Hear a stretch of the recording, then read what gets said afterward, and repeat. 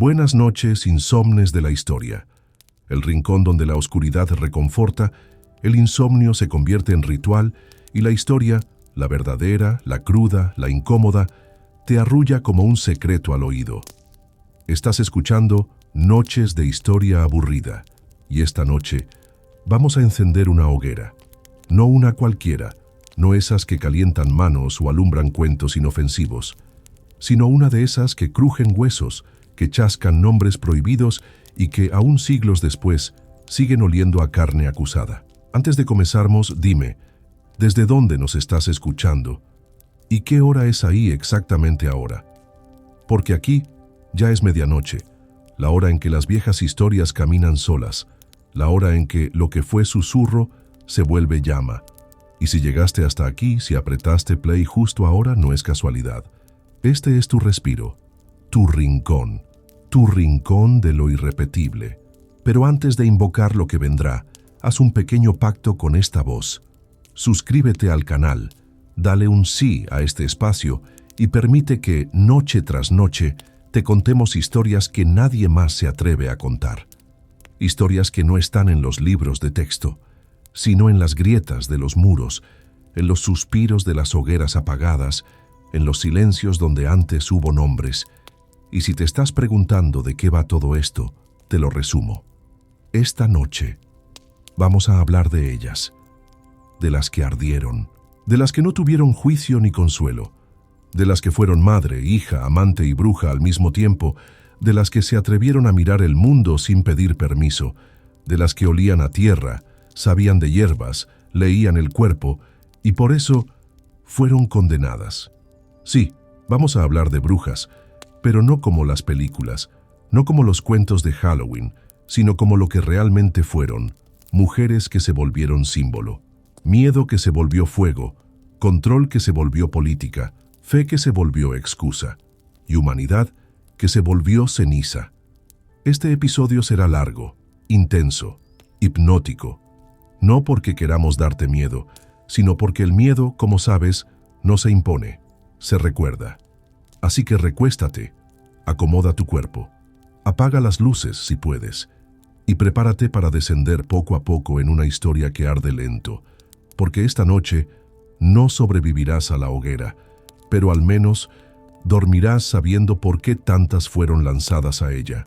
En algún rincón polvoriento de la Europa medieval, cuando la noche caía con un peso casi sólido sobre los tejados de madera y el viento se colaba por rendijas que nunca terminaban de sellarse, las historias caminaban solas.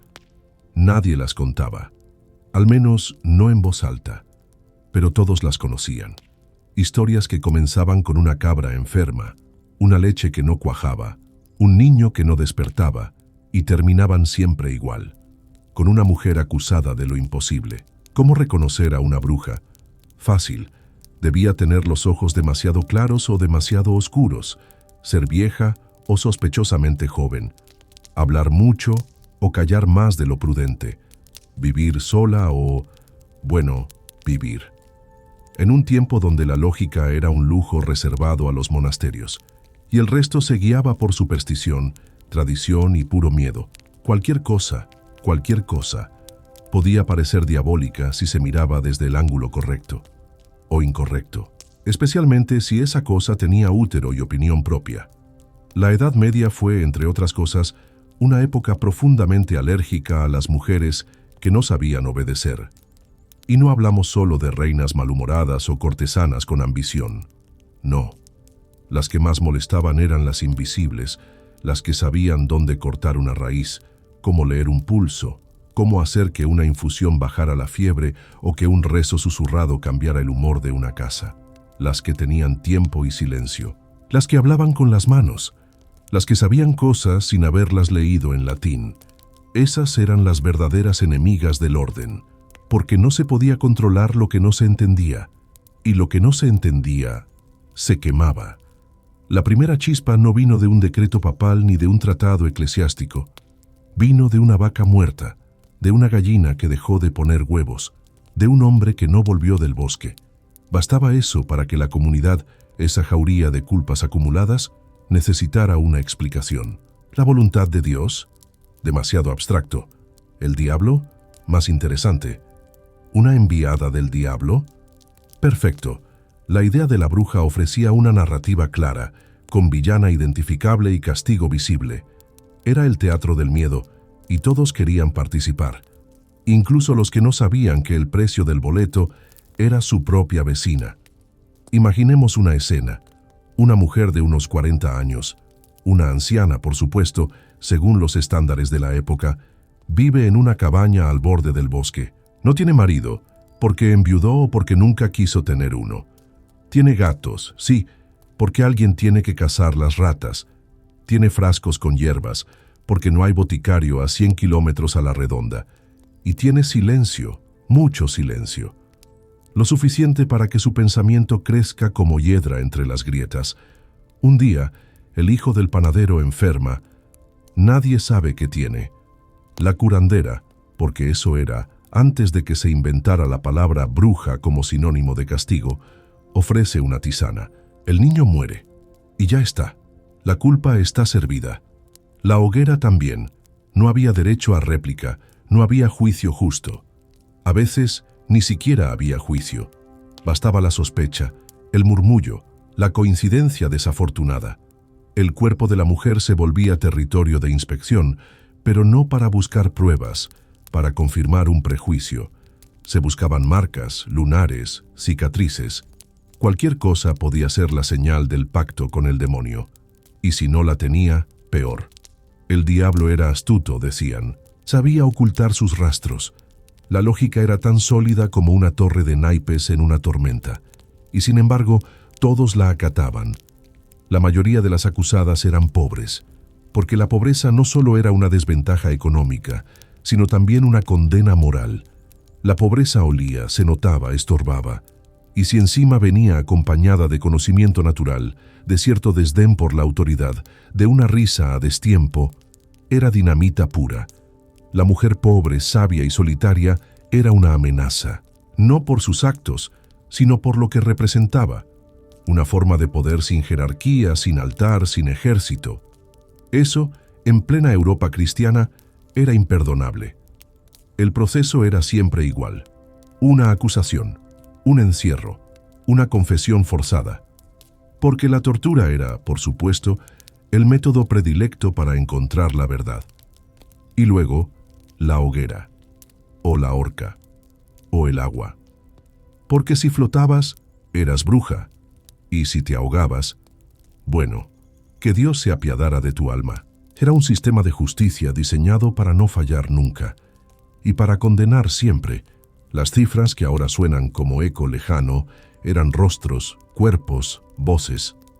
Decenas de miles de mujeres, y algunos hombres, sí, pero siempre minoría, murieron por delitos imposibles, por crímenes sin víctima, por pactos jamás firmados. Y lo más terrible no era el fuego, era la soledad, el abandono, la certeza de que tu nombre, tu historia, tu recuerdo serían borrados, que serías reducida a ceniza literal y simbólica, que nadie diría tu nombre sin escupir, que tu nieta ocultaría tu retrato, que la tierra que pisaste se usaría para sembrar olvido. Esa era la verdadera condena, pero no todo fue miedo, no todo fue horror. En las grietas de esa represión hubo también resistencia. Las historias orales, los cantos, los rezos disfrazados de recetas, los rituales escondidos en la rutina, todo eso sobrevivió. Porque el fuego quema la piel, pero no la memoria. Y la memoria es terca, como hierba entre adoquines. La bruja medieval no fue un personaje de cuento, fue una mujer real, con cuerpo, con historia, con voz. Una voz que se intentó silenciar, pero que sigue hablando. En cada mujer que cuida sin permiso, en cada abuela que sana con infusiones, en cada risa que no pide disculpas. La hoguera no funcionó, el humo se fue, sí, pero el eco sigue aquí, y esta noche lo estamos escuchando. Entre los susurros del viento y el crujido de la madera antigua, el miedo germinaba como hiedra venenosa. Hablemos de la sospecha que se colaba en las casas como humo negro, abriendo grietas en la cotidianidad hasta desgarrar el tejido comunitario. Todo empezó con una mirada, no más, un espejo resbalado, una sombra que bailó fuera de la hoguera. Esa curiosidad tonta, esa cabeza que se inclinó demasiado hacia el fuego, fue bastión para transformar un murmullo en sentencia. Imagina la vida en una aldea medieval cualquiera, casuchas de barro, techos que se humedecen con el rocío, y esa sensación constante de que la noche ve y recoge secretos de quienes sobreviven al día solo con el zumbido de insectos como compañía. Ahí vivían ellas, las que curaban, las que rezaban con manos que sabían ser medicina, las que hablaban con las ramas. No pedían el permiso del párroco, ni seguían el libro que pesa más que el hambre. Eran sabiduría líquida, como agua que corre bajo piedras. Y eso, en un mundo donde la autoridad solo reconocía lo estampado en vitela, era herética. Porque aunque curara, no gritaba «salve» con labios mecánicos, y eso no tenía perdón. La sospecha se encendía y se propagaba. No siempre había explicación. A veces una cosecha mala, o un parto que no llegaba, o un hombre que regresaba del bosque con los dedos temblando, murmurando que la luna estaba cubierta y el aire olía a ceniza. Bastaba que alguien recordara que fue ella quien guardó una flor curativa en lugar de rezar por el santo. Una brava prueba de fe, una blasfemia, y fue suficiente. Los vecinos la miraban como a una gárgola página de códex. Susurros la nombraban, y el nombre se volvió congregación cruel. Y así la comunidad construía su propio fuego. No la hoguera limpia de Santa Lucía, sino ese fuego negro que se alimenta de miedo, de lo inesperado, de lo caro que sale saber, porque saber sin permiso era pecado. Y enseñar sin bula era conjuro. Cada planta, cada cuidado, cada cosecha bendecida con pólvora de luna era sospechoso. Y las mujeres que sabían eran entonces objeto de una paranoia que se desbordó sin filtro. La Iglesia veía en esa sabiduría no regulada un peligro ideológico. Sabía que la verdadera herejía no estaba en los tratados, sino en las almas que se formaban sin fotografía. Y el Tribunal de la Fe fue tomando pulso. Colecciones de testimonios incompletos, acusaciones anónimas, alguien recordando un rezo distorsionado. Esperas que conteniendo la respiración se condena por hambre, sospecha o amenaza ancestral. Esa máquina era silenciosa pero implacable, y en esa atmósfera la palabra bruja se convirtió en cifra de pecado, pasaporte al fuego. No era justicia, era perfecta raspadura de lienzo moral, pintura barata de culpa colectiva. Porque si no podían quemar la violencia, podían quemar a la sospechosa. Un método práctico, una catarsis colectiva. Vivían en esa línea de asombro y condena. Eran mujeres comunes, templadas por el trabajo y el silencio, pero también eran artefactos de intuición. Curaban con piedra calentada en brasero, con raíces humedecidas en rezo. Hablaban con ramas para pedir lluvia. Susurraban al pan antes del horno. Esa vida nacida del tacto y la urgencia no cabía en censor, tribunal, inquisición. Sin embargo, no cabía tampoco en los cementerios. Cuando la justicia se puso al hombro la brujería, entró el terror formal. Manuscritos en latín emergieron como exorcismo institucional, una endogamia de doctrina e inquisitoriales recomendaciones de tortura. Confeso sí, pero no solo con gritos, también con engaño, promesa, privación del sueño, agua que rechaza el cuerpo pecador. Todo eso convertía la confesión en verdad frágil y dolor instructivo. Pero ¿qué importa la falsedad si es funcional? Conviene más que el pragmatismo del miedo. Y lo peor, que el sistema no solo actuaba, enseñaba. Al pueblo le fue narrando que lo demoníaco era retrógrado, femenino, marginal, que la duda era enemigo, que el desvío era crimen y el crimen hoguera. Así los libros y sermones alimentaron la excavación del odio sagrado, el martirio anónimo, y el fuego se volvió biblioteca oficial, entre brasas, de lo que la autoridad deseaba olvidar. Pero como sabes, la memoria es hiedra. Se aferra a lo que intentan despojarle, y bajo la ceniza, el canto secreto siguió vibrando. Lo cotidiano se volvió ritual subversivo. El murmullo resurgió como canto, la bruja sobrevivió en la cocina, en receta, en canción infantil que habla de luna y mujeres que caminan libres, porque la bruja no fue solo quemada, fue renacimiento de lo que no puede silenciarse por decreto. Y en el próximo susurro, seguiremos tejiendo ese hilo entre ceniza, memoria y sapiencia, porque aunque intenten borrarlo, el suspiro de lo prohibido siempre regresa susurrando al oído, y susurra fuerte, incluso cuando el mundo parece querer dormir. La acusación, en su origen, no se fundamentaba en pruebas, nacía como una presión atmosférica, un aura inquietante que se desliza por el aire, toma forma y da nombre. He oído o vi que dicen que ella es todo lo que necesitaba la comunidad para que una mujer fuera señalada, cercada por su propio pueblo. Poco importaba si esa mujer era dulce, austera, humilde. Su historia se volvió filtro de sospecha.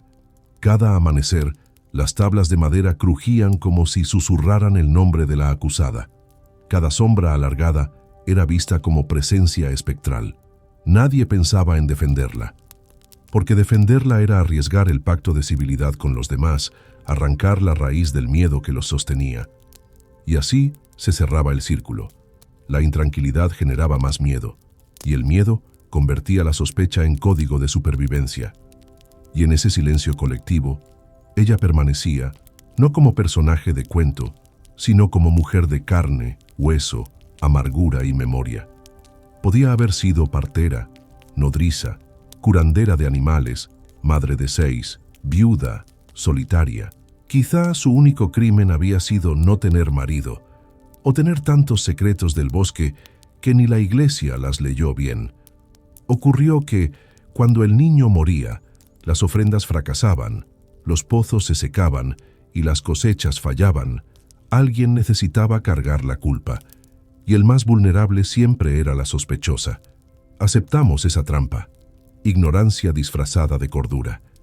Para ocupar ese vacío se escribieron manuales, textos en latín con pergaminos gastados, que una palabra decía justicia mientras describía cómo torturar. Algunas curas eclesiásticas catalogadas como médicas divinas se transmutaron en herramientas de persecución. Lo que curaba, sancionaba, lo que aliviaba, condenaba.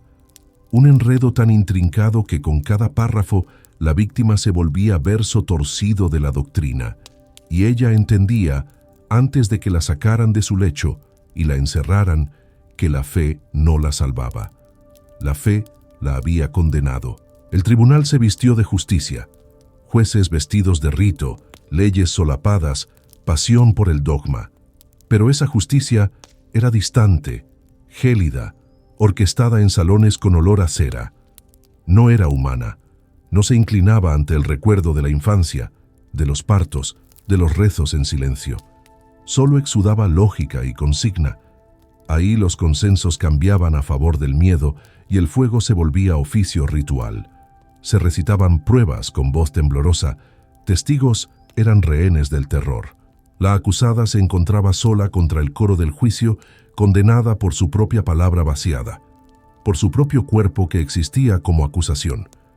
Hubo confesionarios que servían de buffet para la tortura, botellas de agua para inducir confusión, muñecas movedizas cuyo sí harían flotar como perdidas.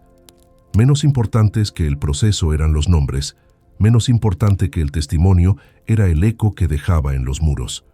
Fue una corriente de palabras escritas y susurros repitió su nombre, pero no pedía piedad. Solo que la historia se salvara del silencio, porque la memoria, incluso clausurada, resuena. En cantos populares, en coplas, en llantos insistentes que dicen su nombre como conjuro para que no se apague.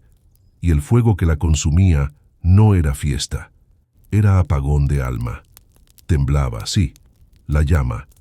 Pero lo más cruel no era la ceniza, era el espacio vacío que quedaba después.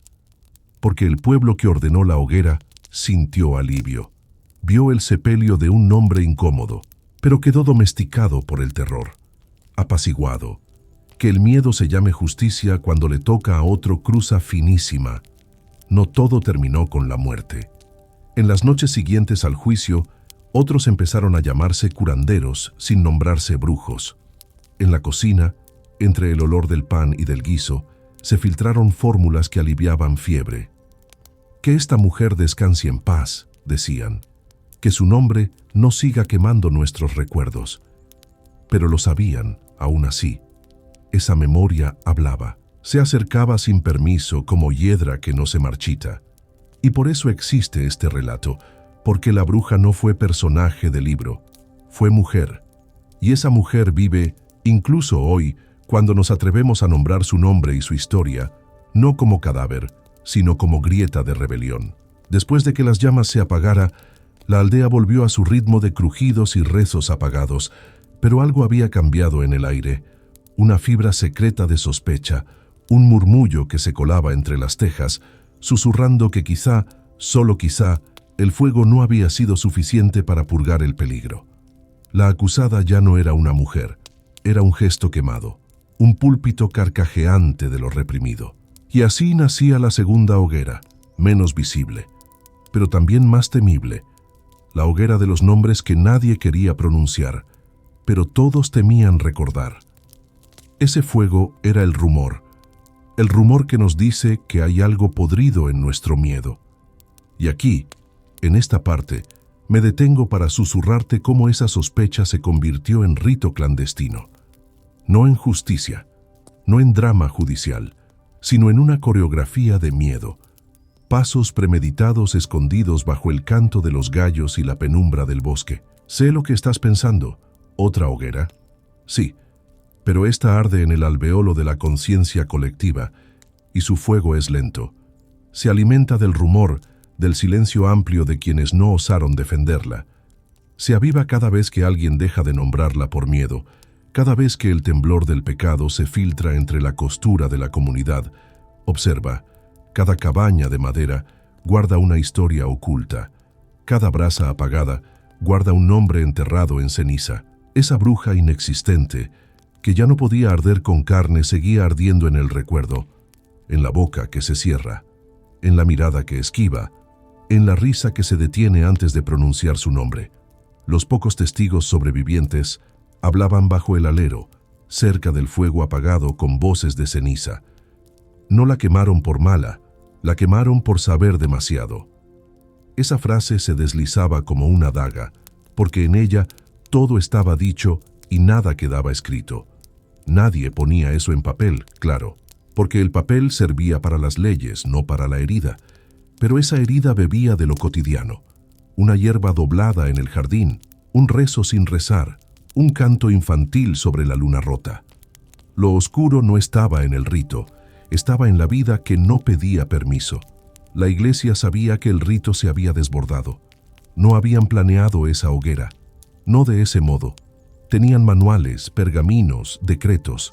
Sabían encender fuego y apagar herejías, pero no sabían cómo apagar el fuego de la memoria. Porque la memoria solo se apaga si es dejada caer en el pozo. Y ella, la memoria, jamás cayó. Solo fue empujada al fondo. Las voces que se hacían árboles hablaban de ella como si fuera leyenda.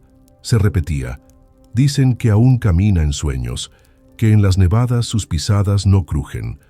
No era solo un rumor de fantasmas, era el rumor de la duda, de que una mujer fue encerrada en el horizonte de la comunidad, y la comunidad lo sabía. Y eso era lo que ardía más fuerte.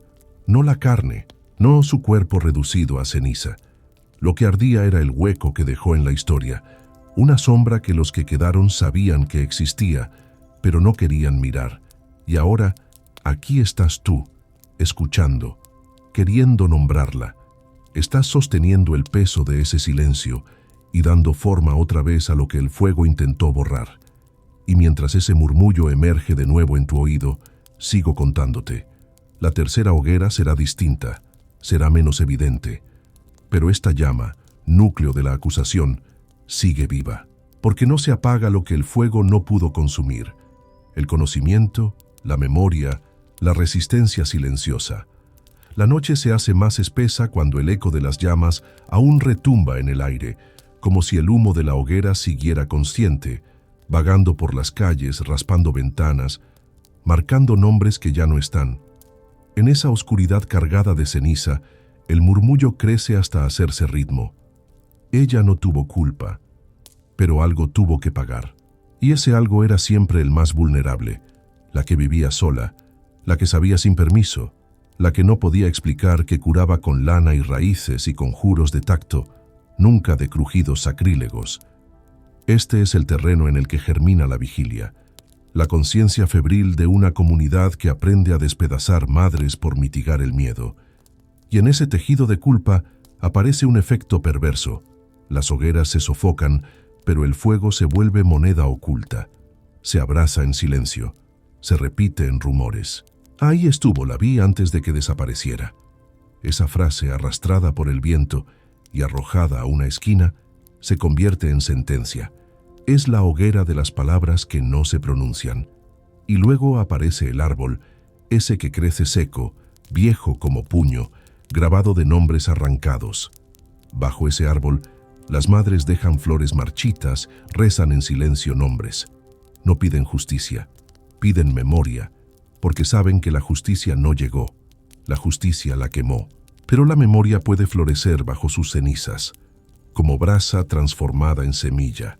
Imagínate esa noche, la luna oculta, el viento que trae un aroma sagrado del libro quebrado, las tejas goteando como si lloraran, y una esquina donde llora la hermana menor, rezando para que el nombre de su madre no sea ceniza.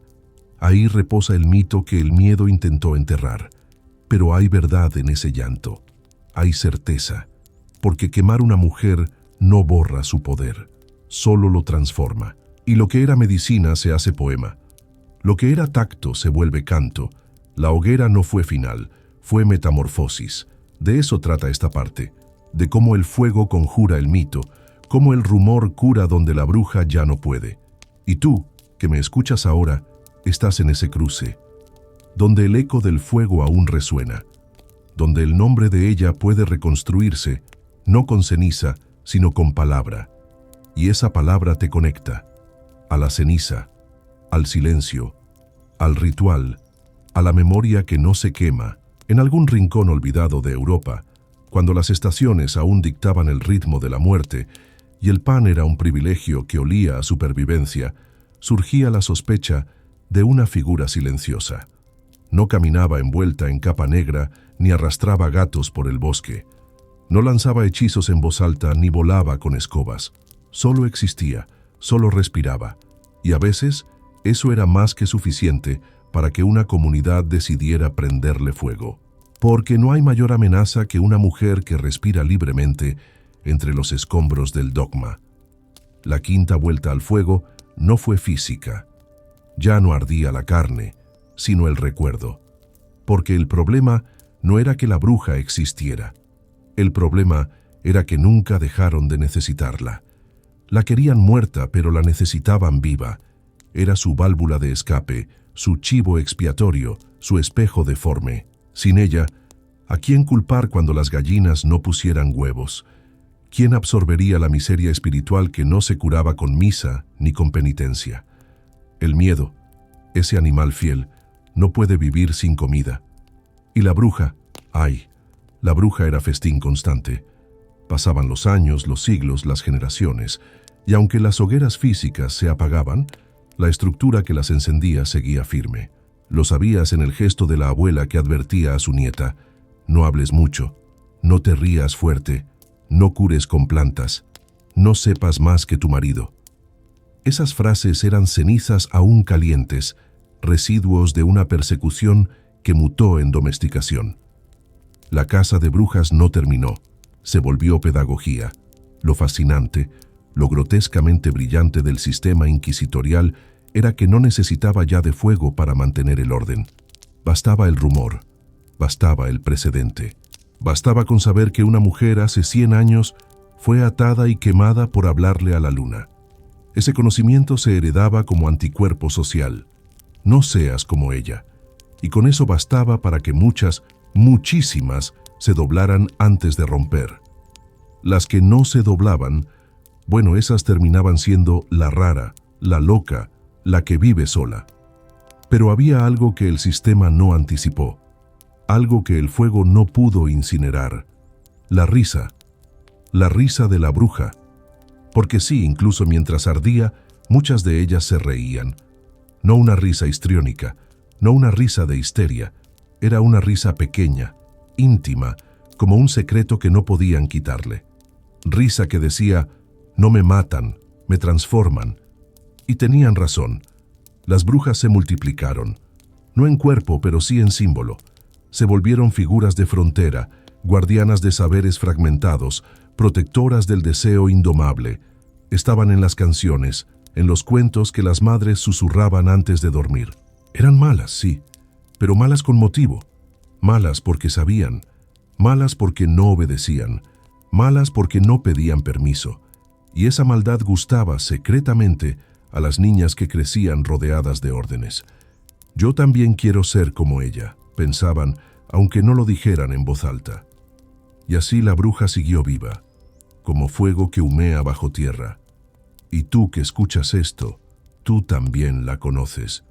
Quizá fue tu abuela que sanaba dolores con soplos y aceite, o la tía que hablaba con plantas, o tú misma, que cuando cierras los ojos y sientes la noche, sabes que hay algo más allá del catecismo, algo más allá de las reglas, algo que late con nombre propio.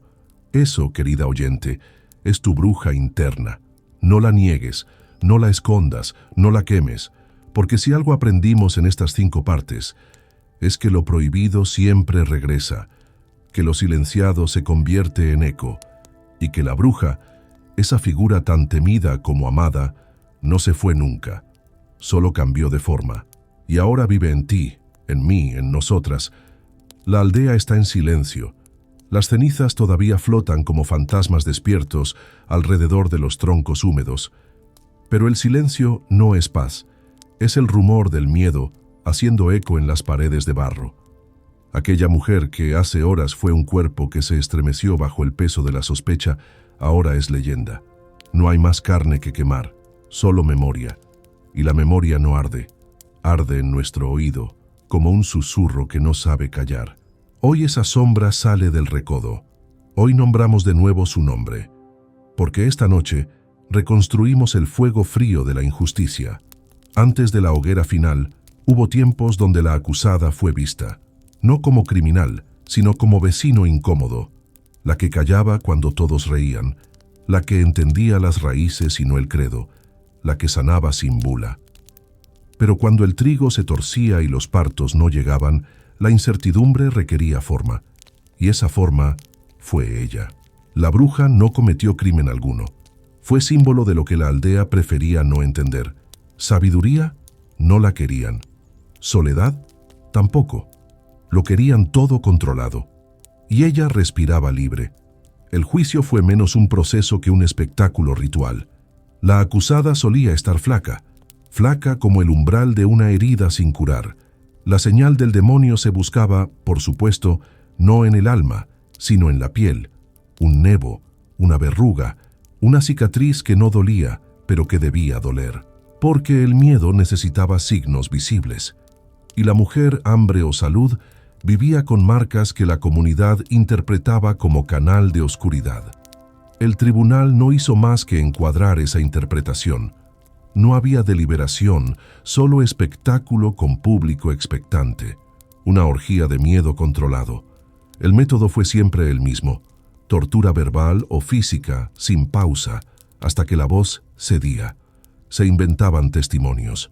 A veces eran niños, otras mujeres resentidas. Siempre alguien que susurraba algo que llevaron al exceso. La confesión era pieza invaluable, por absurda que fuera. Una acusada podía confesar 1000 perversidades, criar ovises y asistir a aquelarres, y el tribunal no reía. Porque ese era el punto. El delirio no era castigo, era prueba. El desvarío era evidencia. Y así la razón enloquecía, pero sin perdón. Entre humo y delirio, algunas confesiones desbordaban grotesca intencionalidad. Una mujer afirmó haber navegado en colador, sí, un colador, para visitar una convención de brujas. Otra confesó cambiarse partes del cuerpo con apariciones demoníacas durante la luna creciente. El tribunal las anotaba, grababa, afirmaba. No eran testigos de lo posible, testimonios de lo permitido, de lo narrable. Lo inverosímil se volvió moneda, porque el límite entre lo real y lo imposible ya no existía. El miedo era mucha fiesta y poca piedad. Una carta llegó años después, escrita por un cura que confesaba su hastío ante la maquinaria. Firmaba el nombre de Friedrich Spee. Decía que las confesiones provenían del dolor, no del delito, que si la justicia era virtud, ésta la había matado. Lo escribió y lo ocultó. Pero ya no importaba. El silencio legal continuó ganando terreno. El fuego real se apagó, pero el fuego fantasma siguió vivo. Era memoria encendida. Lo más trágico fue cómo esto afectó a los vivos. Las mujeres que quedaron, no las que fueron condenadas, sino las que sobrevivieron, se volvieron espectros domésticos. No rezaban con cruces, aprendieron a rezar con la mirada baja. No enseñaban los saberes que habían matado a su hermana. Los enterraban junto al fuego que vio su condena. Enseñaron miedo, guardaron silencio, adoptaron rituales de olvido para sobrevivir. Más tarde, contaron historias de siguiente hoguera, porque cada generación necesitó repetir el aviso. No mires demasiado al fuego, no saques la cabeza, no preguntes, y así se transmuta el control en memoria. Ahora lleva tiempo reconstruir ese recuerdo, porque la hoguera no fue solo física, fue simbólica. Incineró la compasión, la vecindad, el tacto, y lo que ahora rescatamos es la esperanza de lo que sobrevivió. La canción murmurada en la cocina, el rezo discreto al borde del lecho, el aroma de hierbas secas rodeando la madrugada. Esa bruja quemada por los otros sigue viviendo en el cuidado secreto, y tú que escuchas esa voz temblar en tu oído, la reconoces. Reconoces esa resistencia silente. Reconoces ese silencio que, en vez de abandonar la memoria, la humaniza. Y en ese reconocimiento se escribe la última palabra, la que ninguna hoguera puede consumir. La noche no es un velo. Es la piel secreta que cubre al mundo y deja entrever grietas internas, susurros que gritan. Y en esa piel, entre sombras menudas, la figura de la bruja se convierte en latido persistente. No ha redefinido su forma física, las llamas la vaporizan, pero sigue animando la carne del miedo colectivo. La presencia que antes quemaban, ahora la rezamos en silencio. En esta parte exploramos cómo esa presencia mutó, se volvió símbolo, se hizo espía del deseo, espejo de lo prohibido, y renace cada vez que repasamos la línea que separa el cuidado de la amenaza, lo femenino de lo otro. En los festejos paganos que sobrevivían como memoria dispersa, se quitaba la ceniza y florecía vida nuevamente. En esos días, solsticios y cosechas, la comunidad reía, bebía, danzaba, pero en una esquina, quien conocía las hierbas saboreaba el saxifraga como conjuro inquietante. Porque había rezo y ritual autorizado, pero ella, esa mujer, hacía lo ceremonial con raíces. Eso era irreverencia. Lo pagano vivía en ella, no en el altar. Había algo sagrado en su tacto, algo que temer. La recolección del saúco, del ajenjo, de la artemisa, se volvió acto clandestino. Lo que curaba, confundía, lo que alimentaba, sospechaba. Las estaciones, sus plazos, sus flores en luna creciente ya no eran festejos. Eran mapas secretos. Ella los leía, el otro no. Esa diferencia la volvió peligrosa, no porque quisiera, sino porque sabía, y lo sabía en silencio. Con el tiempo, los sermones comenzaron a perfumar las iglesias con miedo. Si ves algo extraño, repórtalo. Así creció el espionaje vecinal. La desconfianza se tornó ritual matutino. Una mirada que se desviaba, un nombre murmurado, una prenda mal ordenada ya era señal. La vigilancia mutó en cotidianidad. Y ella en espejo. La mujer que curaba con agua y oración mira hacia atrás 100 años. Ve cenizas, ve historias rotas, ve al aire que se hace denso cuando dice bruja sin corazón. Porque ahora, bruja no es concepto, es pangrama de miedo. En la literatura de supervivencia, Empezaron a circular leyendas de curanderas que salvaron aldeas de peste con simples soplos sobre el agua o llamas de fuego que alcanzaban la luna. Se las contaba en voz baja, lejos del cura, en noches donde había vino y pena. Esa oralidad, esa transmisión ilegal de esperanza, fue el puente que sostuvo su memoria. Y también fue venganza, una venganza silenciosa. Ella no curó una sola vez, se decían. ¿Cuántas veces hizo pan y ungió heridas y su propio cuerpo no necesita iglesia? Ese recuerdo es el acto más subversivo que conocen. No hay tribunal contra eso. Hoy, cuando mencionamos bruja, ya no quemamos. Nombramos, reclamamos, reescribimos. Esa presencia que ardió sigue viva en mujeres que nunca piden permiso, en niñas que acarician plantas pensando ritual secreto, en voces que recitan lo que no debería ser dicho, en manos que llevan canto suave como medicina, cuando el mundo se vuelve grieta. Y si esta historia te arrulla, lo logra porque reconoce que lo sagrado es más poderoso que el fuego. Ese fuego físico fue castigo, pero el fuego interno, ese que sigue latiendo, no se puede extinguir. Se cura bailando en tierra húmeda, se cura narrando en susurros, se cura reconociendo el miedo y abrazándolo.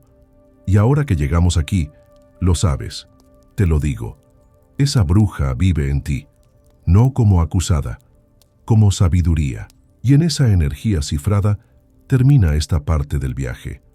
La niebla se vuelve más densa cuando la bruja ya no puede ser quemada, porque en el momento en que la llama consume el cuerpo, ese cuerpo asciende en el eco, deja de pertenecer al mundo tangible y se reinventa como rumor colectivo. Y es en ese momento donde entra esta nueva etapa, el desplazamiento del fuego físico hacia el fuego del recuerdo, el fuego de la mirada colectiva.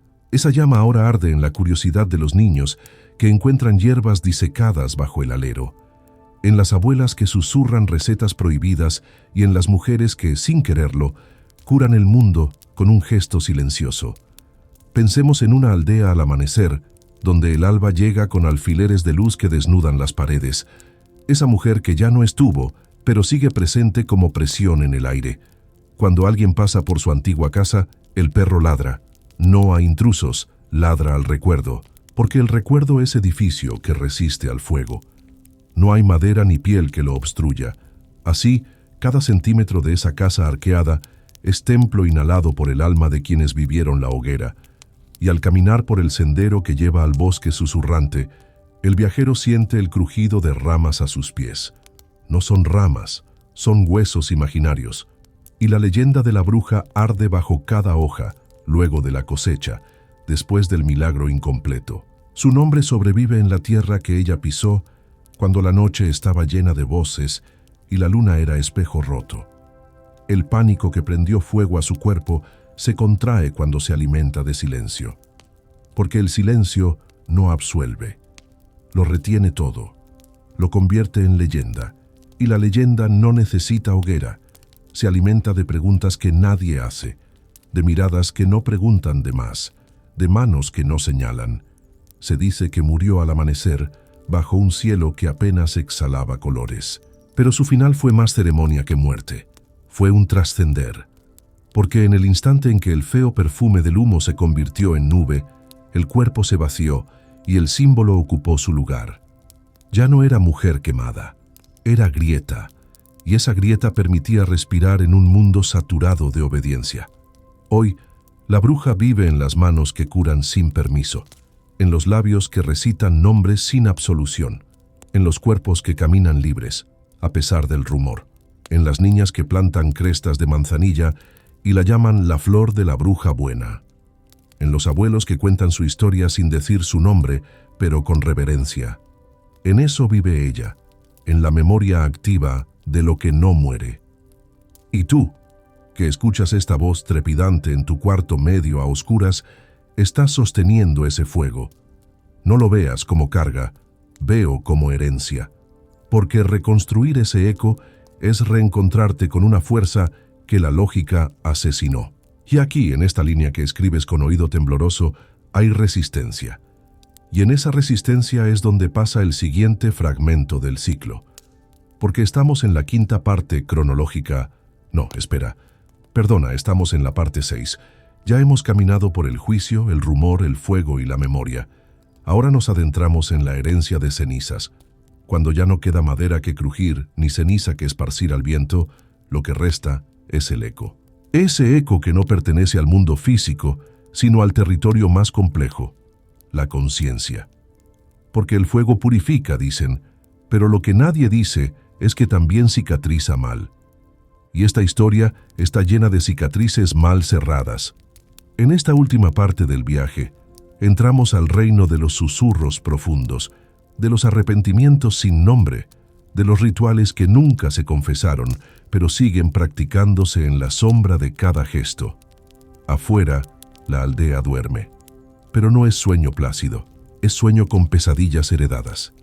Las familias llevan en la sangre historias que jamás se contaron, hijas de mujeres que desaparecieron, nietas de sabias que murieron sin decir su última oración. Hay una red de silencio que cubre cada hogar, y dentro de ese silencio, cada mujer lleva una chispa. No es rabia, no es culpa, es memoria, y la memoria, cuando no se permite hablar, fermenta. Ese fermento se manifiesta en las noches de luna nueva, cuando las calles se vacían y una figura cruza sin apuro el patio. No lleva sombrero, no lleva escoba, solo lleva una flor seca en la mano y un nombre que nadie osa pronunciar. Camina hasta la parte más vieja del bosque, donde las raíces sobresalen como venas de un cuerpo antiguo. Allí se sienta en cuclillas y respira. No reza, no llora, solo recuerda. Y en ese recuerdo reanima a todas. Porque lo que se quemó no fue solo cuerpo, fue conocimiento, genealogía, historias que tejían el mundo. Y esas historias, aunque mutiladas, siguen latiendo. Se transmiten en la forma en que se amasa el pan, en el orden en que se cuelgan las ropas, en la mirada que se lanza al fuego sin decir palabra. Todo eso es lenguaje, todo eso es resistencia, y todo eso es brujería. La palabra bruja ha cambiado. Hoy la pronuncian con ironía, con orgullo, con un dejo de revancha. Pero bajo esa modernidad hay un eco más antiguo.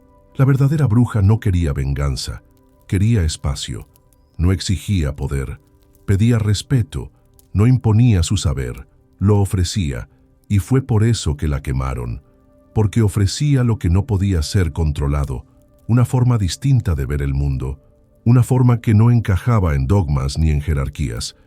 Y aquí estamos, 2 horas después, sigues escuchando, y ahora sabes que esta historia no fue solo sobre el pasado, fue sobre ti, sobre tu herencia, sobre lo que llevas en los huesos aunque nadie te lo haya dicho. Quizás has sentido esa punzada al entrar en una iglesia, ese estremecimiento al pasar por un campo abandonado, ese silencio denso cuando abres un libro viejo. Esas son señales, no de peligro, de conexión, de que algo en ti recuerda, porque la bruja como símbolo no murió, cambió de piel, y ahora vive en la intuición que te guía sin lógica, en la fuerza que te levanta cuando todo se cae, en la voz que te susurra que no estás sola, aunque el mundo grite lo contrario.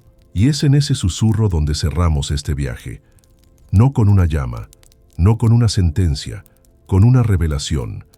La historia no termina con la hoguera, termina contigo despertando, con tu cuerpo como altar, con tu vida como hechizo, cuando el fuego ya no alumbra el rostro de la acusada, sino el perfil de quienes la miran. Algo cambia. La historia deja de ser relato externo y se vuelve confesión íntima, porque a estas alturas del viaje ya no estamos hablando de ellas, estamos hablando de nosotras, de nuestras heridas heredadas, de nuestros silencios, de nuestras resistencias cotidianas. La figura de la bruja, tan perseguida, tan temida, tan deformada por siglos de dogma, vuelve en esta última curva del sendero para mirarnos de frente, sin odio, sin rencor, solo con la certeza de quien ha esperado demasiado tiempo para ser comprendida. La bruja no busca revancha, busca lugar, busca espacio para existir sin ser objeto de sospecha, y ese espacio, aunque no lo veas, lo has ido construyendo. Con cada pregunta que hiciste sin pedir permiso, con cada lágrima que dejaste caer sin pedir disculpas, con cada palabra escrita a escondidas, con cada intuición seguida contra la lógica, eres parte del conjuro, parte del linaje. Las llamas ya no son necesarias, el juicio está en pausa, pero queda la cicatriz, esa línea invisible que separa lo aceptado de lo castigado. ¿Lo sientes? Esa presión suave en el pecho cuando piensas demasiado fuerte, cuando deseas con intensidad, cuando sueñas con lo imposible. Esa es la frontera donde la bruja aún espera, y no está sola. Junto a ella caminan todas las mujeres que alguna vez fueron vistas como amenaza, las que rieron en voz alta, las que amaron mal, las que criaron solas, las que no creyeron en nada o en todo, las que bailaron sin música, las que murieron sin nombre, las que sobrevivieron sin permiso. Esa es su tribu, y tú la llevas en la sangre. En los días de lluvia, cuando el viento golpea con fuerza las ventanas y algo ancestral se despierta en el cuerpo, es ella quien se manifiesta, no para asustar, sino para recordarte que hay otro modo de habitar este mundo, uno más salvaje, más sensorial, más honesto, uno donde la lógica no explica todo, donde el cuidado no es debilidad, donde la oscuridad no es enemiga, sino abrigo. Y entonces entiendes por qué la quemaron, porque no podían dominarla, porque su poder no era de espada ni de cruz, sino de raíz, porque no podía ser colonizada, porque no obedecía, porque hablaba con la luna y no pedía traducción, porque paría en silencio y enterraba a sus muertos sin procesión, porque nombraba lo innombrable y sanaba lo incurable. Por eso ardió. Pero ese fuego no fue final, fue umbral, un portal hacia otra forma de existir. Una existencia clandestina, sí, pero resistente. Una forma de estar que no depende de aprobación, que no cabe en las vitrinas del mundo moderno, que vive en los márgenes, en los rincones, en los cuerpos que no encajan, en los corazones que no olvidan, y en ti, que llegaste hasta aquí, que escuchaste cada parte de esta historia como si fuera un conjuro suave. Tú también llevas su marca. Quizá no lo sabías, quizá lo sospechabas, pero ahora lo sabes. Eres parte de una línea rota y resucitada, parte de una historia que nunca murió, solo se ocultó, hasta que fue seguro contarla otra vez. Y si aún dudas, escucha tu cuerpo. Él sabe, él recuerda, él guarda en su piel la memoria de las que caminaron antes que tú, las que sangraron sin culpa, las que soñaron sin permiso, las que hablaron con plantas, las que tejieron destinos, las que fueron llamadas brujas y se rieron. Porque en el fondo, todo esto no va de miedo, va de libertad, de una libertad antigua, profunda, que no necesita explicación, que solo se vive, que solo se siente y que a veces solo se recuerda cuando todo está en silencio. Y es desde ese silencio que nos preparamos para cerrar el círculo. Y ahora, cuando el último murmullo se desvanece y la noche se estira como un suspiro largo, es momento de quedarnos quietos.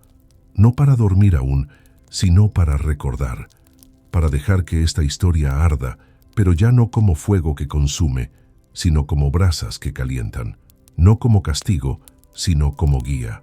Porque hemos viajado juntas entre cenizas, rezos prohibidos, raíces que curan y gritos que el tiempo no logró apagar. Y si hay algo que esta historia susurra en tu oído, no es temor, es poder. El poder de saber que la bruja no fue un monstruo, ni una invención histérica. Fue espejo, fue frontera, fue espejo. Fue la pregunta que nadie se atrevía a hacer. Fue mujer sin permiso, voz sin altar, camino sin mapa. Y tú, ahora, llevas su eco, en tu carne, en tu memoria, en tus silencios. Así que cuando vuelvas a escuchar la palabra bruja, no la juzgues. Saboréala, recuerda, respira, porque ella no murió en la hoguera, ella renació en ti. Y si este viaje te susurró algo al oído, Si en algún momento sentiste que estabas escuchando más que una historia, entonces te invito a quedarte con nosotros, a suscribirte a este rincón donde la oscuridad reconforta, donde el insomnio se convierte en ritual y la historia, la verdadera, la cruda, la incómoda, te arrulla como un secreto al oído. Apaga la luz, cierra los ojos y que las brujas que nos habitan nos cuiden mientras dormimos.